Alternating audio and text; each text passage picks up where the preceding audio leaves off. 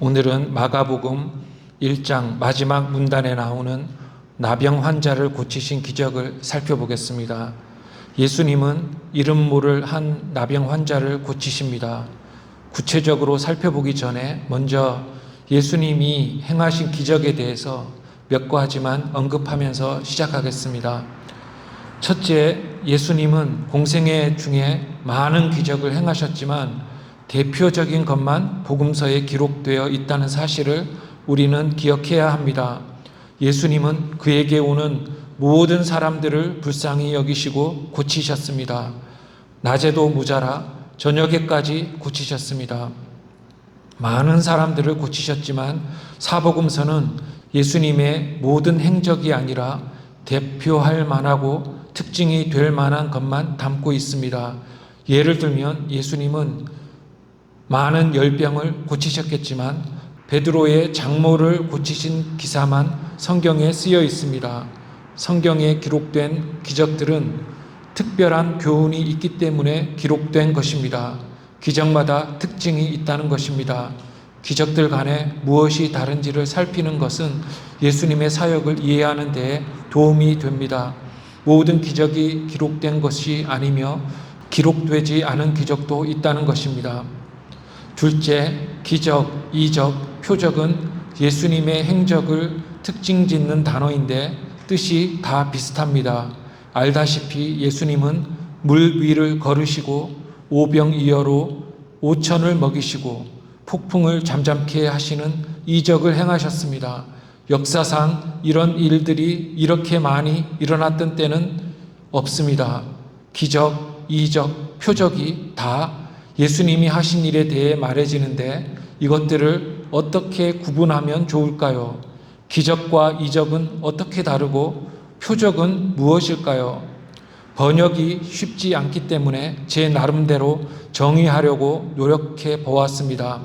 다 뜻이 같아 보이지만 사전적인 의미를 가지고 제가 정의해 보자면 기라는 글자가 놀라움을 의미하므로 기적은 놀라운 일이고 이가 다름 또는 뛰어남을 의미하므로 이적은 초자연적인 일이고 표적은 행위자인 예수님의 정체를 드러내는 일입니다. 표적은 표지판과 뜻이 같습니다. 따라서 예수님의 행적이 표적이라면 그것은 예수님의 정체를 가리킨다는 것입니다. 예수님의 정체는 메시아이시며 하나님의 아들이십니다. 동정녀 탄생은 예수님이 구약 예언에 따라 오신 메시아이심을 드러내므로 표적이지만 동시에 놀랍고도 초자연적이므로 기적이고 이적이기도 합니다. 결론적으로 말하자면 이 세 단어는 모두 예수님이 행하신 행적에 적용되어 사용되고 있습니다. 기적에 대해 이 정도로 그치고 본문으로 돌아갑니다. 마가복음 1장의 마지막 단락은 예수님이 나병 환자를 고치는 사건을 다루고 있습니다. 함께 40절을 읽겠습니다. 시작. 한 나병 환자가 예수께 와서 꿇어 엎드려 간구하여 이르되 원하시면 저를 깨끗하게 하실 수 있나이다. 아멘. 나병 환자를 고치심은 공관복음, 즉 마태복음, 마가복음, 누가복음 모두에 쓰여 있습니다. 앞의 구절에 따르면 예수님이 온 갈릴리에 다니시며 사역하셨습니다. 즉 이 서술로서 예수님의 사역의 서론이 끝나는 것 같습니다. 나병 환자를 고치심은 시간이 어느 정도 지난 후에 일어난 것 같습니다. 마태복음을 보면 예수님이 산에서 내려오시니 많은 무리가 따랐다고 합니다. 많은 무리가 있는데 어디선가 나병 환자가 그중에 나타나서 예수님에게 다가갔던 것입니다. 병이 전염이 되기 때문에 격리되어야 할 한 나병 환자가 격리된 곳에서 나와서 지금 많은 사람들 가운데에 있습니다. 나병 환자라는 말 밖에는 없습니다. 나이나 이름과 같이 정체를 알게 하는 정보가 없습니다. 그저 나병 환자입니다. 그가 와서 예수님께 고쳐달라고 간구하고 있습니다. 여기서 잠깐 나병에 대해서 간략하게 말해보겠습니다. 나병은 병균 때문에 생기며 병균에 의해 전염이 됩니다. 나병균은 신경을 마비시키며 병균 때문에 신경이 마비가 되면 몸이 느끼지 못하기 때문에 살이 아프거나 뜨거워도 반응하지 못해서 살이 상하게 됩니다. 통증이라는 것은 위험을 피하게 하는 역할을 하는데 통증이 없어 느끼지 못하기 때문에 몸이 위험에 처해도 가만히 있다가 몸이 상하게 되는 것입니다. 신경이 기능하지 못하기 때문에 살이 타는 뜨거움을 느끼지 못합니다. 상처가 나고 고름이 생기고 살이 타고 몸의 일부가 잘려나갑니다. 그래서 결과적으로 외관이 흉해지고 살 썩는 냄새가 나고 그래서 오래 살지 못합니다. 그렇기 때문에 나병은 사람의 외형을 아름답지 못하게 만듭니다. 이전 한글 성경은 나병을 문둥병이라고 부릅니다. 이 단어는 병의 특징을 잘 말해줍니다. 외람된 말이지만 문둥이라는 말은 문드러지다에서 왔습니다. 즉 형체가 문드러졌다는 말입니다. 문둥이라는 말은 사람의 외모를 경멸하는 말로도 쓰입니다. 제가 태어난 고향에서 문둥이라는 말은 아주 못생겼음을 뜻하는 욕이었습니다. 어떤 지역에서는 욕이었기 때문에 새 번역에서는 단어를 문둥병에서 나병으로 바꾸었습니다. 즉 이 병은 사람의 형체를 아주 흉하게 만들었고 그래서 사람들을 피하게 만들었습니다. 사람들이 나병 환자를 피한 이유는 그들의 외형뿐 아니라 전염되는 병균 때문이었습니다. 나병균은 전염이 되기 때문에 나병 환자들은 사회에서 격리당했습니다. 일반 사람들과의 접촉이 금지되었고 격리된 곳에서 나오는 것이 금지되었습니다. 그래서 유명한 영화 벤허에 나오는 장면처럼 사람들은 격리된 곳에 음식을 달아내려서 그들을 먹였던 것입니다. 당연스럽게도 나병이라고 판결을 받은 자는 사랑하는 가족과 친구로부터 격리되어 정상적인 삶을 살 수 없게 되었습니다. 나병은 보통 병이 아니라 치명적이며 치료가 불가능합니다. 한번 걸리면 죽은 것이나 마찬가지로 사형 선고 받는 것과 같으며 격리되어 죽어야 했습니다. 몸도 문드러져서 흉해지고 전염을 피하기 위해 가족, 친구와 격리되고 아무 사회 활동을 못합니다. 감옥 같은, 아니 감옥보다 더 혹독한 삶을 살게 되는 것입니다. 그런 나병 환자가 격리되지 않고 무리 중에 나타났습니다. 사람들이 경계를 했을 텐데도 경계를 뚫고 일반인과 접촉이 금지된 자가 무리 가운데에 계신 예수님 앞으로 나아옵니다. 마태는 그때 무리가 예수를 따랐다고 하고 누가는 거기가 어떤 성이었다고 합니다. 즉 마태와 누가에 따르면 그곳은 사람들이 많은 성이었습니다. 많은 사람들이 예수님의 놀라운 행적을 알고 있었고 그를 따라다녔습니다. 많은 사람 가운데에 예수님이 있었는데 그 무리들 가운데로 나병 환자가 왔다는 것입니다. 격리되어야 할 자가 무리 한복판에 왔습니다. 어떻게 그럴 수 있었을까요? 나병 환자가 병을 퍼뜨리지 못하도록 사람들이 그가 오는 것을 막아야 했을 텐데 막지 못했습니다. 그 이유는 그가 예수님에게 곧장 왔기 때문인 것 같습니다. 그는 격리된 곳에서 무리를 뚫고 안간힘을 다해서 예수님께로 나아왔습니다. 막지 못한 이유가 또 있을까요? 그를 막으려면 그를 만져야 하는데 만지기가 두려워서 그랬을 수도 있습니다. 만지면 병균이 옮길 것이기 때문에 나병 환자를 막지 못했습니다. 그렇다고 무자비하게 돌을 던질 수도 없었을 것입니다. 즉 나병 환자는 그 무리를 뚫고 예수님을 향해 주저하지 않고 저지당하지 않고 순식간에 그의 앞에 나와 왔을 것입니다. 누가 그를 막아 못 가게 하더라도 기필코 예수님을 만나겠다는 각오로 왔다는 말입니다. 마태와 누가는 보라라는 감탄사를 씁니다.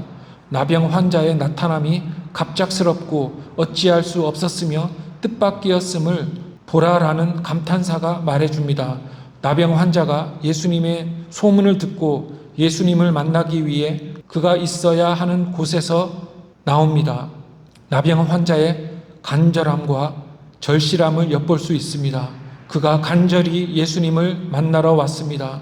시편 42편에 따르면 목마른 사슴이 시냇물을 찾기에 갈급함 같이 내 영혼이 주를 찾기에 갈급하나이다 라고 시인은 말했습니다.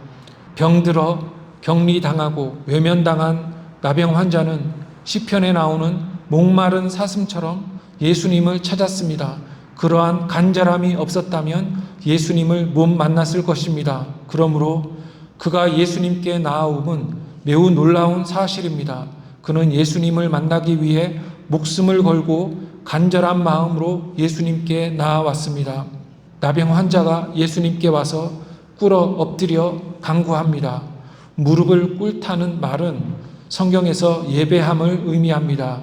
나병 환자는 예수님에 대한 소문을 듣고 예수님이 자신을 고칠 수 있다고 믿었습니다. 또한 그는 예수님을 구약이 오시리라고 예언한 메시아로 믿었던 것 같습니다. 그래서 그는 예수님을 예배합니다.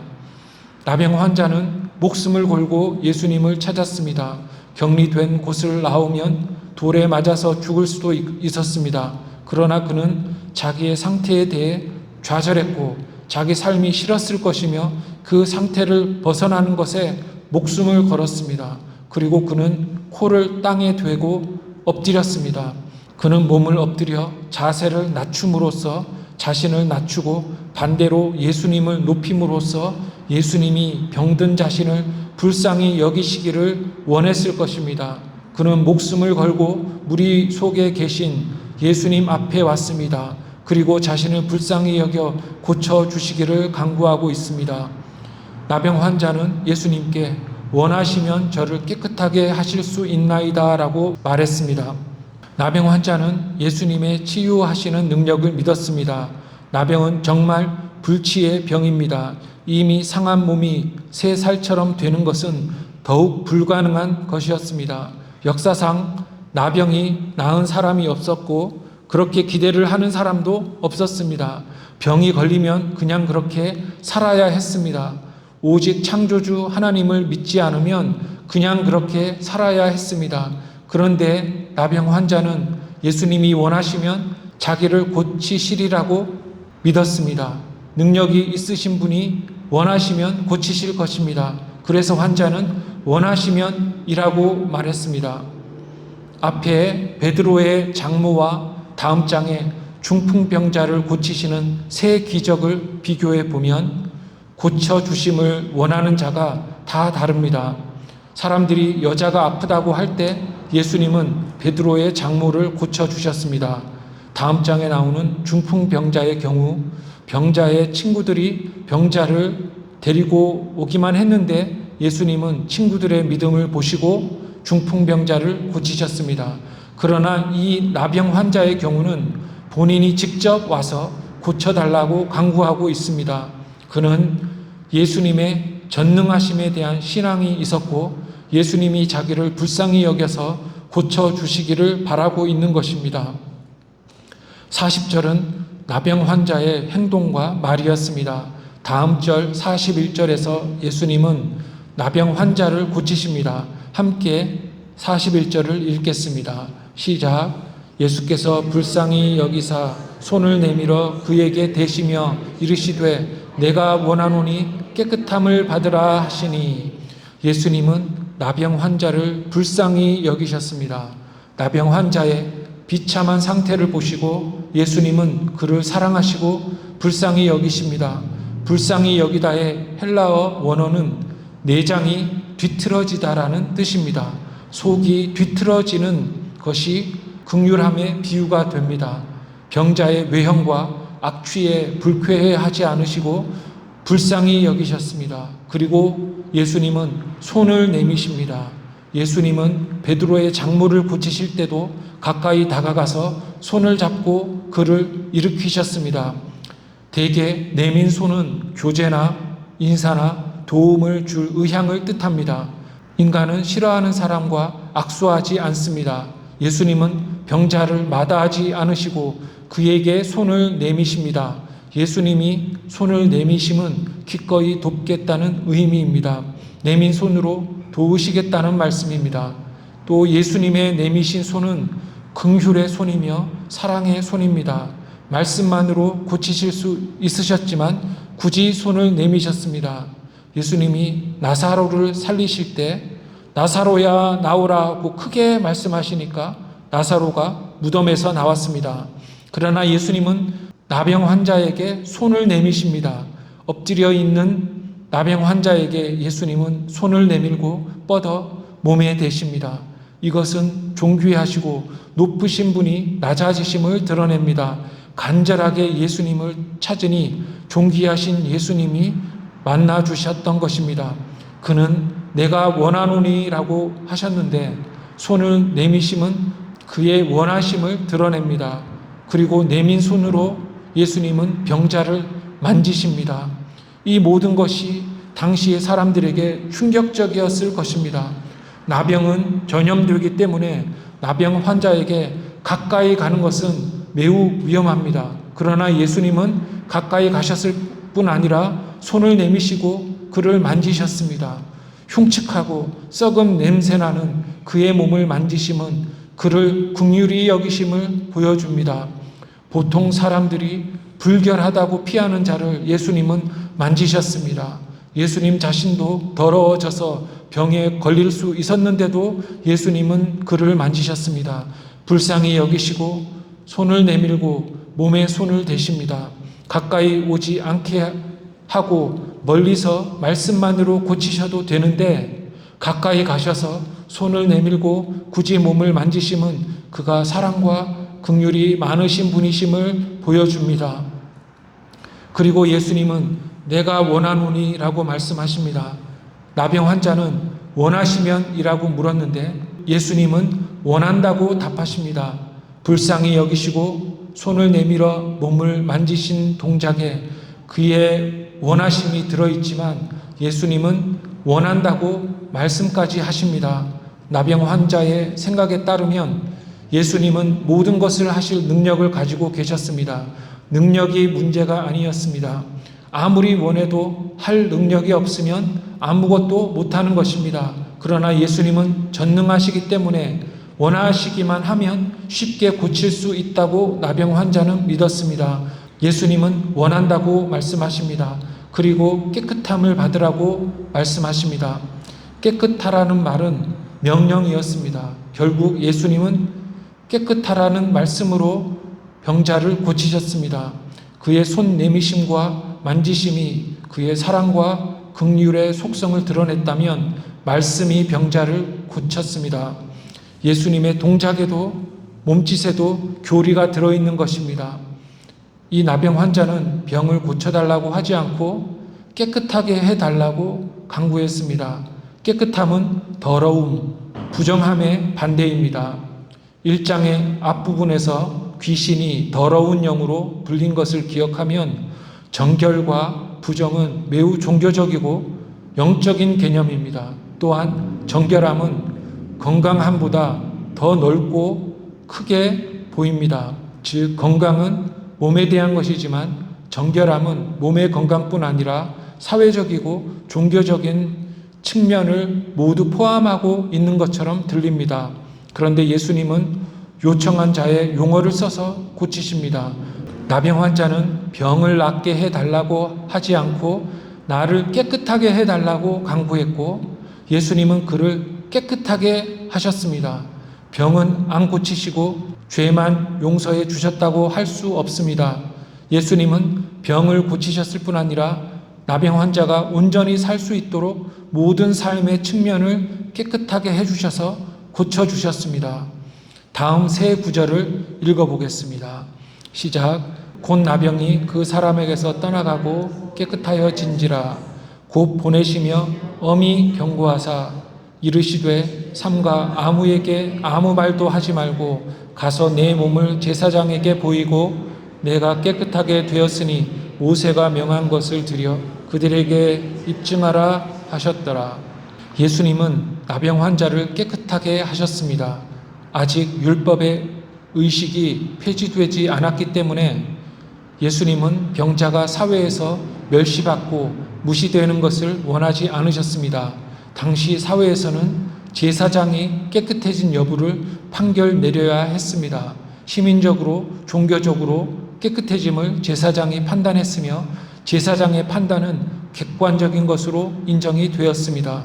제사장에게 가지 않거나 너무 늦게 가서 다른 사람들의 견해에 휘둘리면 살기가 어려워지니 곧장 제사장에게 가라는 것이었고, 필요하면 관련된 의식도 행하고 수수료도 있으면 내라는 것입니다. 이제 신분이 격리 대상에서 정상으로 바뀌었기 때문에 다른 무엇보다도 공적인 신상 정보를 먼저 변경하라는 말씀입니다. 예수님은 그들에게 입증하라고 말씀하십니다. 이것은 공적 기록으로 증거를 남기라는 말씀입니다. 이것은 결국 나병 환자가 깨끗하게 된 사건이 입소문으로 끝나는 것이 아니라 역사적이고 공적인 기록으로 남게 하라는 말씀입니다. 제사장의 장부에 예수님의 표정으로 나았다고 기록되게 하라는 말씀입니다. 나병 환자가 깨끗하게 된 이 사건은 결국 예수님의 정체성을 드러내는 표정으로서 기록되게 하라는 것입니다. 다음 45절을 읽겠습니다. 시작.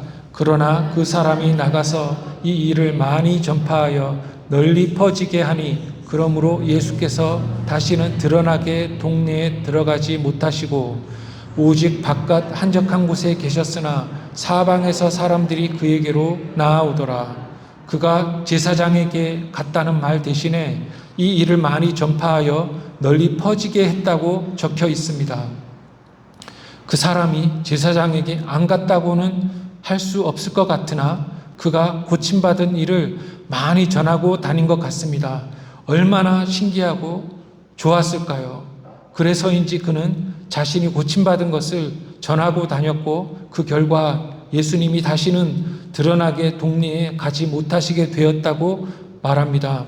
예수님이 나병 환자를 고치심이 예수님에 대한 신앙을 일으키기보다는 좋지 않은 결과를 일으키기를 예수님은 원하지 않으셨습니다. 사람들이 기적은 좋아하지만 믿으려 하지는 않았거나 기득권자들이 그를 위험 세력으로 경계할 수도 있었습니다. 예수님은 얼마 동안 계획된 삶을 사셔야 했으므로 위험을 피해야 했습니다. 그래서인지 예수님은 다시는 성으로 들어가지 못하시고 광야 같은 한적한 곳에 계셨습니다. 그러나 거기로도 사방에서 사람들이 한적한 곳에 계신 예수님께 나아왔습니다. 동네에 계시든지 한적한 곳에 계시든지 예수님이 어디에 계시든지 사람들이 예수님을 찾아서 나아왔다고 합니다. 이것이 본문의 내용입니다. 이 본문으로부터 우리가 얻을 수 있는 교훈을 두 가지만 말해 보겠습니다.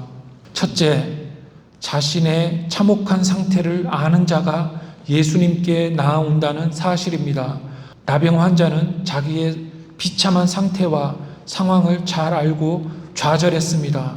물에 빠져 죽어가는 자는 지푸라기라도 잡으려고 한다는 한국 속담처럼 자기 상태를 보고 슬퍼하며 그것을 벗어나려고 간절하게 도움을 구하는 자가 아니었다면 예수님께 나아오지 못했을 것입니다. 그래서 그는 정말로 목숨을 걸고 격리된 곳에서 빠져나와 예수님께 왔던 것입니다. 주님께 나아가는 자는 자기의 상태에 좌절하고 필사적으로 나오려 해야 합니다. 그렇지 않고 영적인 마비 상태에 있기 때문에 비참한 상태에 머무는 자는 절대로 예수님께 나오지 않을 것입니다. 나병균은 신경을 마비시켜 감각하지 못하게 만들고 결국에 몸을 파괴합니다. 마찬가지로 영적인 마비는 자기의 죄악되고 부패한 상태에 무감각하고 눈 멀게 만들고 결국은 영적인 멸망으로 가게 만드는 것입니다. 불신자는 영적으로 마비되어 있습니다. 마치 자기가 물에 빠져가고 있어도 죽어간다는 사실을 모르며 높은 데서 떨어져 추락하고 있는데도 땅에 부딪히기 전까지는 자기가 아직 살아있고 영원히 살 것처럼 착각합니다. 그러나 자기의 영적인 상태에 좌절하는 자는 그리스도께 나아오는 것입니다. 자기의 영적인 상태와 가족과 사회의 낙관적인 자는 예수께 나아올 수 없습니다. 그런 낙관론은 영적 마비 때문에 생기는 것입니다. 자기 상태에 좌절하는 자가 하나님께 나아오는 것입니다. 모든 인간은 하나님 없이 사는 자신의 참혹한 상태를 슬퍼하고 하나님에게 나아가야 하는 것입니다. 이 세상의 모든 것에 기뻐하고 만족해 하지 말고 하나님 없는 삶을 슬퍼해야 고침을 받을 수 있는 것입니다. 즉 자신의 상태를 자각한 나병 환자는 예수님을 믿었습니다. 나병 환자는 예수님이 어떤 분인지 알고 믿었기 때문에 그에게 나아와 도움을 간구했습니다. 예수님이 누구이신지 믿지 않는다면 병을 고치러 예수님께 나아오지 않았을 것입니다. 병자는 예수님의 병 고치시는 능력뿐 아니라 그의 메시아 되심도 믿었습니다. 그래서 병자는 예수님께 꿇어 엎드려 도움을 구했던 것입니다. 예수님이 어떤 분이신지 알아야만 그에게 나아옵니다. 그는 전능하신 하나님이시며 어깨에 정사를 메신 영존하시는 아버지이시기 때문에 우리의 육체의 상태를 고치실 뿐 아니라 영생을 주시는 분이심을 믿어야 그에게 나아올 수 있는 것입니다.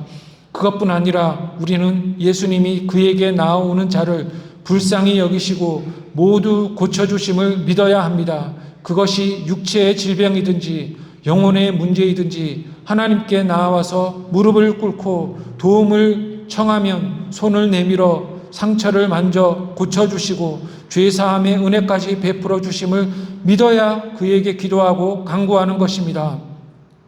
인간의 죄와 부패의 상태에 대한 둔감함 때문에 예수님께 가지 못하는 반면에 예수님께 나아가는 자는 영적인 감각이 생겼기 때문에 나아가는 것입니다. 그것은 하나님의 은혜입니다. 영적인 감각이 생긴 것 자체가 은혜입니다. 그래서 그것이 생긴 자가 하나님께 불쌍히 여겨 달라고 회개하면서 하나님 앞에 나아가는 것입니다. 둘째, 하나님은 원하시는 일을 하십니다. 하나님은 인간의 기도를 들으십니다. 인간의 기도를 들으실 때 하나님은 자기의 계획을 바꾸지 않으십니다. 하나님이 그의 계획을 바꾸시는 것 같아도 우리 눈에 그렇게 보이는 것입니다. 무엇을 하시더라도 하나님의 계획은 이루어지는 것입니다. 우리의 지식은 한계가 있습니다. 우리가 어렸을 때 별난 소원들이 많았습니다. 하늘을 날거나 투명 인간이 되거나 길에서 금덩이를 줍는다거나 하는 말도 안 되는 소원들이 있었습니다.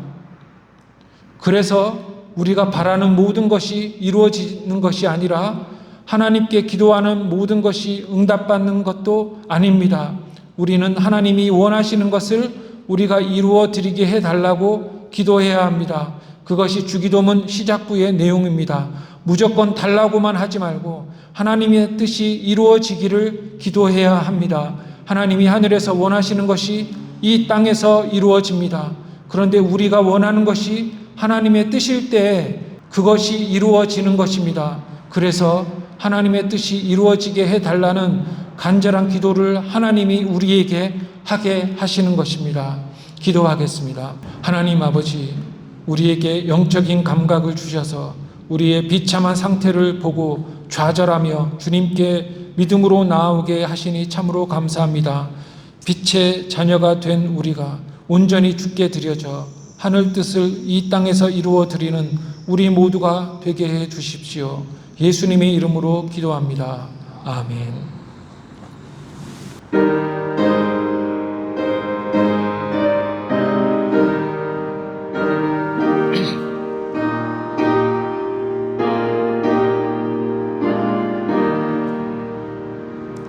나 주의 도움 받고자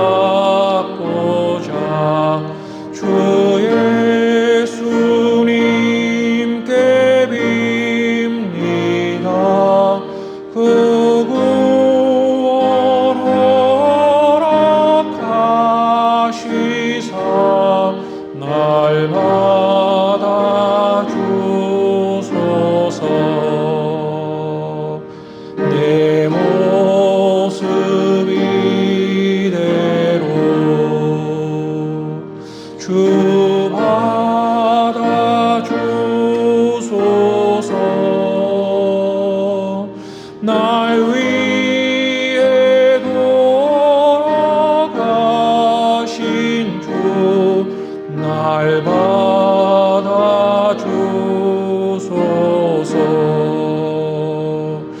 큰 죄에 빠져 영죽을 날 위해 피 흘렸으니 주 성상대로 빚으사 날 받아주소서.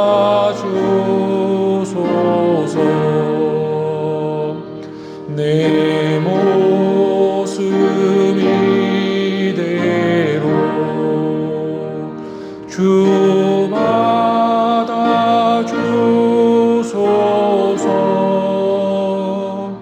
날 위해 돌아가신 주 날 받아주소서.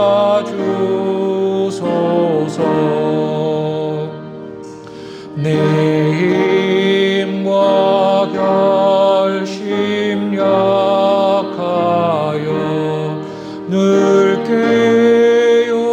깨어지기 쉬우니 주 이름으로 구원해 날 받아주소서.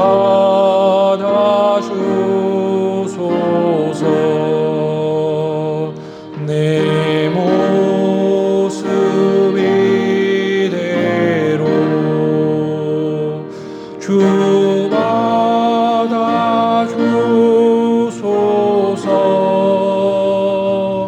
날 위해 돌아가신 주 날 받아주소서.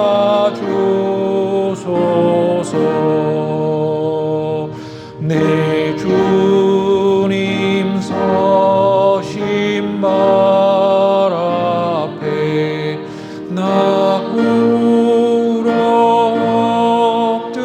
엎드렸으니 그 크신 역사 이루게 날 받아주소서.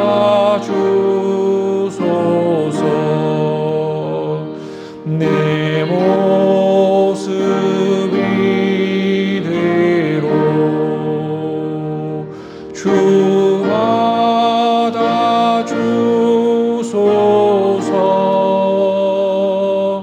날 위해 돌아가신 주 날 받아주소서.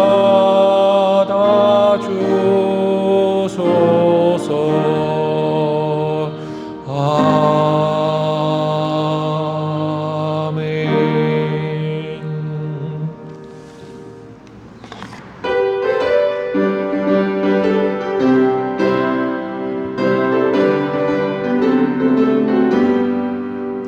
하나님 맨 앞에 소리 천지진동할 때에 예수 영광 중에 구름 타시고 천사들을 세계 만국 모든 곳에 보내어 구원받은 성도들을 모으리.